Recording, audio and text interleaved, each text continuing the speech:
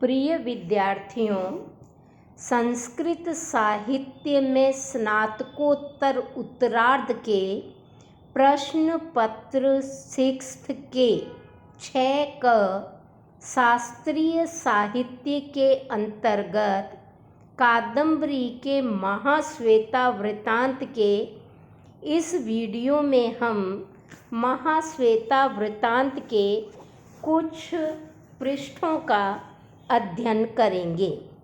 अभी तक हमने पढ़ा कि एक अति धवल वर्णा महाश्वेता नामक कन्या को चंद्रापीड नामक राजकुमार ने शिव की आराधना करते हुए देखा।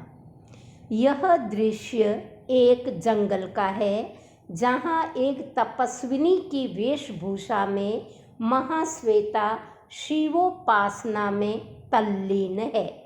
चंद्रापीड मृगया करते हुए एक किन्नर युद्ध का पीछा करते हुए वहां तक पहुंचा है।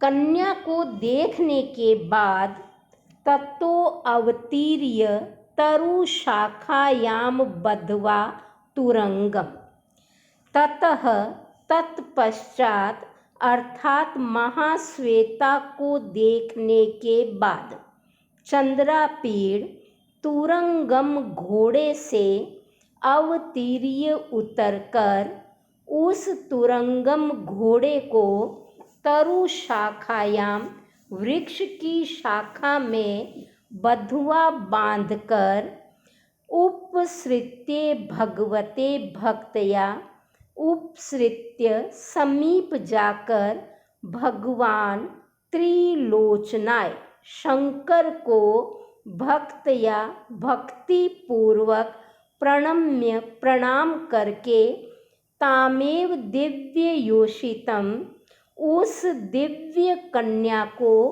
अनिमिषपक्ष्मणा बिना झपकाए पलक एक टक अपलक नेत्रों से बिल्कुल निश्चल होकर निबद्ध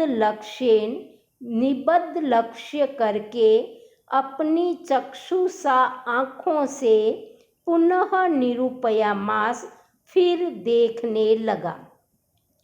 उदपादि चास्य तस्या रूप संपदा, तस्या उस कन्या की रूप संपदया रूप सौंदर्य कांतया कांति प्रशांतया शांत स्वरूप से आविर्भूत विस्मयस्य मनसी उसके मन में विस्मय उत्पन्न हुआ, आश्चर्य उत्पन्न हुआ।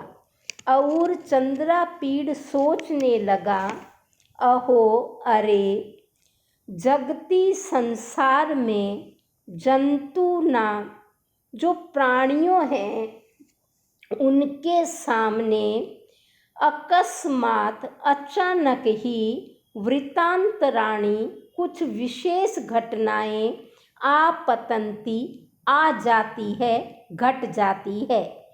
तथा ही देखिए, क्योंकि या जैसा कि मैं चंद्रापीड मृगयायाम शिकार खेलते हुए यदृच्छया अपनी इच्छानुसार तुरंग मुख मिथुनम एक अश्व मुख वाले किन्नर का निरर्थकम बिना मतलब ही व्यर्थ में ही अनुबद्धनता अनुसरण करता हुआ अयम अति मनोहरो यह अत्यधिक सुंदर मानवा नाम अगम्यो मनुष्यों के द्वारा अगम्य दिव्य जन संचरणों उचित दिव्य लोगों के घूमने के लिए उचित प्रदेश को मैंने वीक्षित देख लिया। भावार्थ यह है कि चंद्रापीड ने उस महाश्वेता को देखा, उसके बाद वह घोड़े से उतरा। उसने घोड़े को एक वृक्ष की शाखा में बांध दिया और बड़ी श्रद्धा के साथ, बड़ी भक्ति के साथ उसने त्रिलोचन 3 आँखों वाले भगवान शिव को प्रणाम किया। प्रणाम करने के पश्चात उसने समीप से महाश्वेता को देखा, जो रूप का सागर थी, जो यौवन और रूप के सौंदर्य से परिपूर्ण थी, बिल्कुल शांत प्रवृत्ति की थी, बिल्कुल कोमल प्रवृत्ति की थी। ऐसी महाश्वेता को देखने के बाद चंद्रापीड़ के मन में एक विचार उत्पन्न हुआ कि कुछ घटनाएं हम मनुष्यों के वश में नहीं होती, वो अचानक ही एकदम से आपके सामने आ जाती है और आपको उनसे रूबरू होना पड़ता है। जैसे कि चंद्रापीड़ के साथ हुआ, वो महाश्वेता से मिलने के लिए महल से नहीं निकला था। वह यह सोच करके भी नहीं निकला था कि वो ऐसे किसी प्रदेश में पहुंच जाएगा जो मनुष्यों के लिए अगम्य है, मनुष्य जहां जाने की सोच ही नहीं सकते। एक ऐसा प्रदेश जो कि देवताओं के योनियों के देव योनि के संचरण के योग्य है।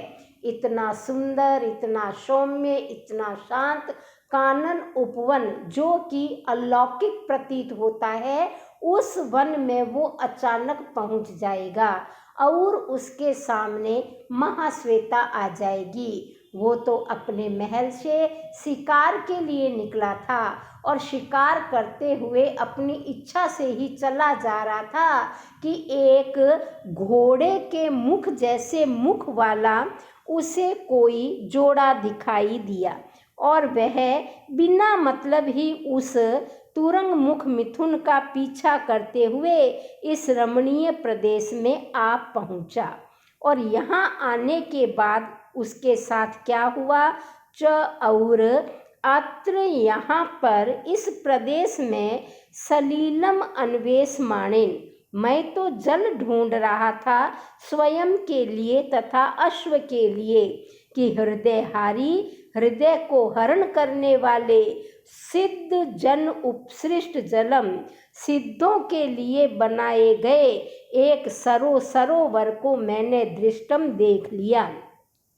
तत्तीर लेखा विश्रांतेन, मैं तो उसके किनारे पर विश्राम ही कर रहा था कि अमानुषम गीतम, एक अमानवीय गीत, यहाँ अमानवीय से तात्पर्य है अलौकिक, दिव्य, ऐसी आवाज जो कि मनुष्य की हो ही नहीं सकती, इतनी मधुर आवाज जो कि दिव्य वाणी के समान प्रतीत हो रही थी, उस दिव्य वाणी में गाए जाते हुए गीतम आकर्णितम, गीत को मैंने सुना। तत्च, और उसके बाद अनुसरता, उस गीत का अनुसरण करते हुए मानुष दुर्लभ दर्शना, मनुष्यों के लिए जिसके दर्शन दुर्लभ है, ऐसी दिव्य कन्यकाम इयम, इयम आया है महाश्वेता के लिए, इयम यह दिव्य कन्या को मैंने आलोकिता देख लिया। तो यह जो घटना है यह बिल्कुल अचानक घटित हुई है चंद्रापीड़ के समक्ष और इसमें उसका कोई वश या कोई नियंत्रण नहीं है। हम मनुष्यों के जीवन में ऐसी घटनाएं प्रायः घटती रहती है जिनका घटना हमें पहले से पता नहीं होता, वो अकस्मात घटित होती है और वो कब कहाँ किसके साथ किस रूप में घटित हो जाए उसका हमें पता ही नहीं होता है।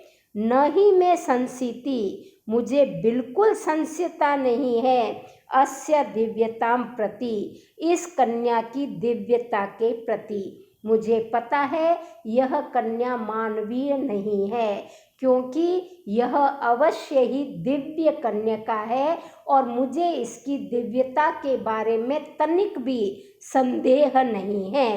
आकृति एवं अनुमापयति अमानुषता, क्योंकि इसकी जो आकृति है वही इसकी अमानवीयता का अनुमान करा रही है, इसकी दिव्यता का अनुमान करा रही है। ऐसा ही कुछ कालिदास ने अभिज्ञान शाकुंतलम में भी लिखा है, जहाँ दुष्यंत शकुंतला को देखकर कहते हैं कि यह अवश्य ही अमानवीय है। ऐसी ज्योति, ऐसी प्रभा पृथ्वी पर उत्पन्न हो ही नहीं सकती। ये अवश्य ही देवलोक की कन्या है। और यही बात बाण भट्ट चंद्रापीड़ के मुंह से कहलवा रहे हैं कि इसकी जो आकृति है वही इसकी दिव्यता की घोषणा कर रही है, इसकी दिव्यता का अनुमान करा रही है। कुतश्च मृत्य लोके संभूति एवं विधानाम गंधर्व ध्वनि विशेषाणाम च, और मृत्य लोके मनुष्य लोक में, इस पृथ्वी लोक में एवं विधानाम इस प्रकार की संभूति उत्पत्ति कुतः कहाँ से हो सकती है, और ऐसे गंधर्व ध्वनि विशेषाणाम ऐसी मधुर ध्वनि जो गंधर्वों की होती है, ऐसी विशिष्ट गंधर्व ध्वनि भला पृथ्वी लोक के मानव में कैसे उत्पन्न हो सकती है। यह आवाज, यह रूप, यह सौंदर्य, ये सब सिद्ध करता है कि यह कन्या कोई दिव्य कन्या है। तो अब चंद्रापीड़ सोचता है कि मुझे क्या करना चाहिए। तद तो यदि मैं सहसा दर्शन पथा न आपयाति, ये शीघ्र ही मेरी दृष्टि से ओझल नहीं हो जाती है, वा अथवा न आरोहति कैलाश शिखरम, या कैलाश के पर्वत पर चोटी पर नहीं चढ़ जाती है। नो उत्पत्ति तिष्ठ, ये कहीं शीघ्रता से उड़ नहीं जाती है गगन तलम आकाश में।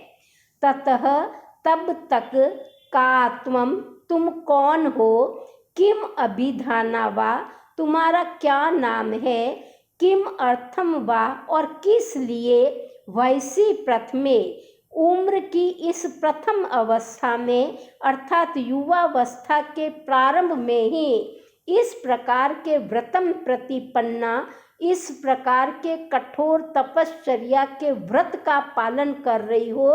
इति सर्वम, यह सारी बातें, एतत् एनाम उपसृत्य, इसके समीप जाकर पूछ लेता हूँ।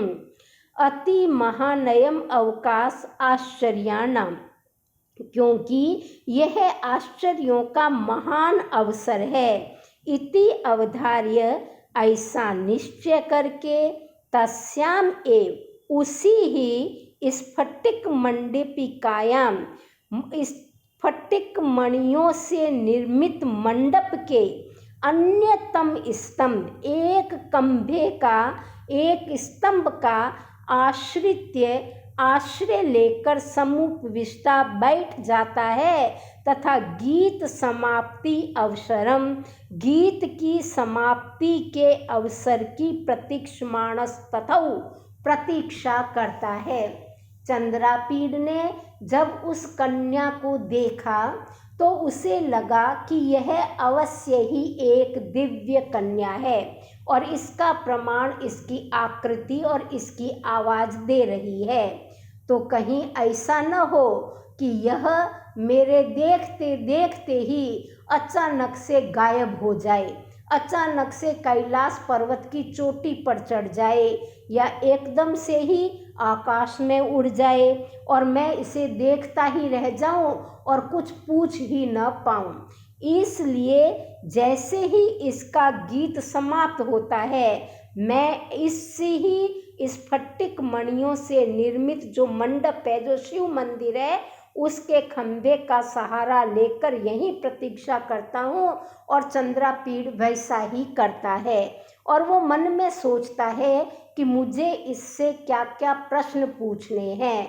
वो सोचता है कि मुझे पूछना है, तुम कौन हो, तुम्हारा नाम क्या है, और अभी तो तुम्हारा यौवन प्रारंभ हुआ है, तुम इस कच्ची सी उम्र में, इस छोटी सी उम्र में इतनी कठोर तपस्या क्यों कर रही हो। ये सब बातें मुझे पूछना है, क्योंकि मुझे बहुत अधिक आश्चर्य हो रहा है। ऐसा निश्चय करके वो वहीं पर प्रतीक्षा करता है।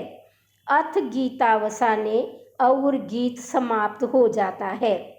गीत समाप्ति के पश्चात मूकी भूत वीणा मौन हो जाती है। वीणा यानी उसने वीणा बजाना भी बंद कर दिया और गीत गाना भी बंद कर दिया।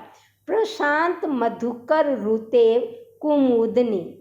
जिस प्रकार मधुकर भ्रमर की ध्वनि समाप्त हो जाने पर कुमुदनी हो जाती है, उस कुमुदनी के समान ही वह कन्या समुथाय उठी। उठ करके प्रदक्षिणी कृतहर प्रणामा।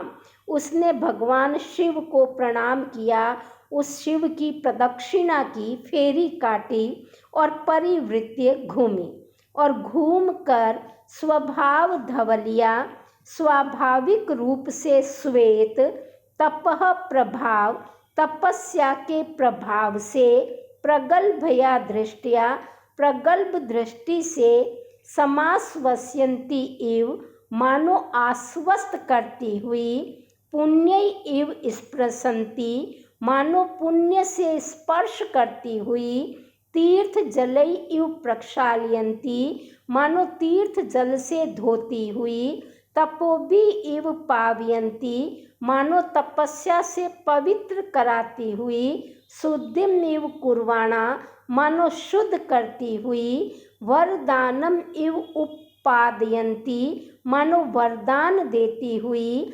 पवित्रतामिव नयन्ति मानो पवित्रता को लाती हुई, चंद्रापीडम आबभासे चंद्रापीड से बोली। यह सारी उपमाएं जो है कवि बाण भट्ट ने महाश्वेता को दी है।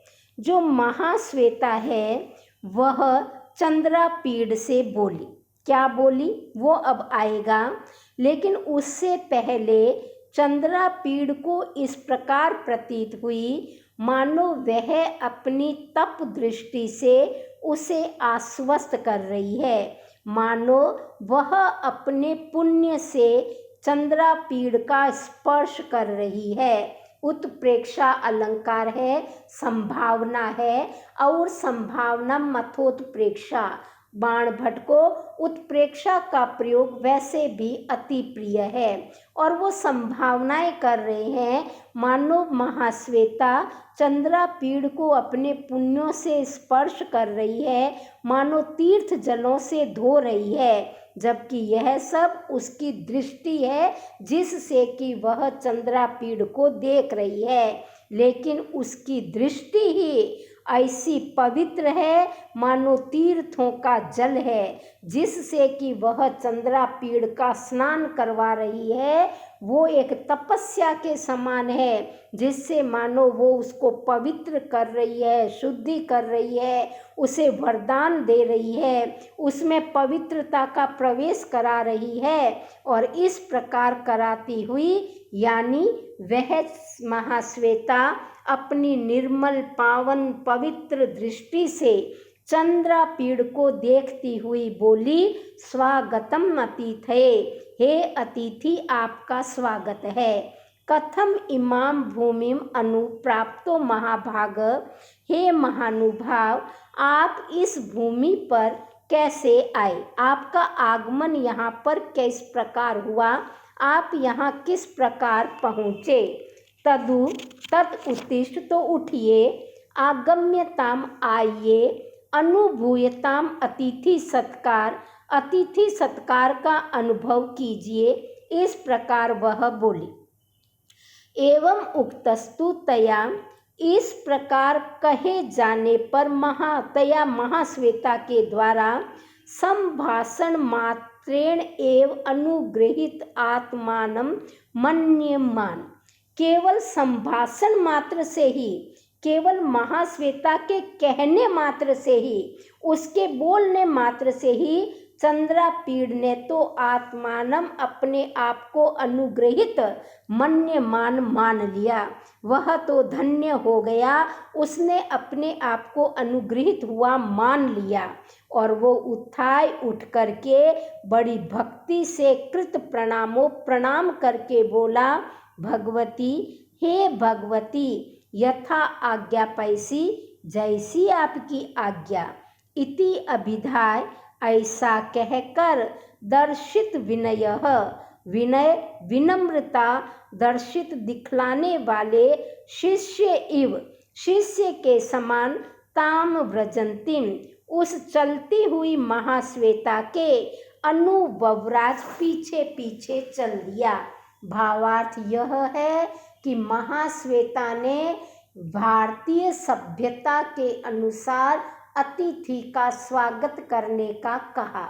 वह महाश्वेता चंद्रापीड़ को अतिथि मान रही है, देव मान रही है, और इसीलिए वो कह रही है कि आप आइए, अतिथि सत्कार स्वीकार कीजिए। और उसका कहना ही चंद्रापीड़ को बहुत अनुग्रहित हुआ मान्य प्रतीत हो रहा है। उसे ऐसा प्रतीत हो रहा है मानो चंद्रापीड़ पर महाश्वेता ने कोई कृपा कर दी है, कोई अनुग्रह कर दिया है, और वो एक विनम्र शिष्य के भांति जो आपकी आज्ञा कहकर और उसके पीछे पीछे चलने लगा।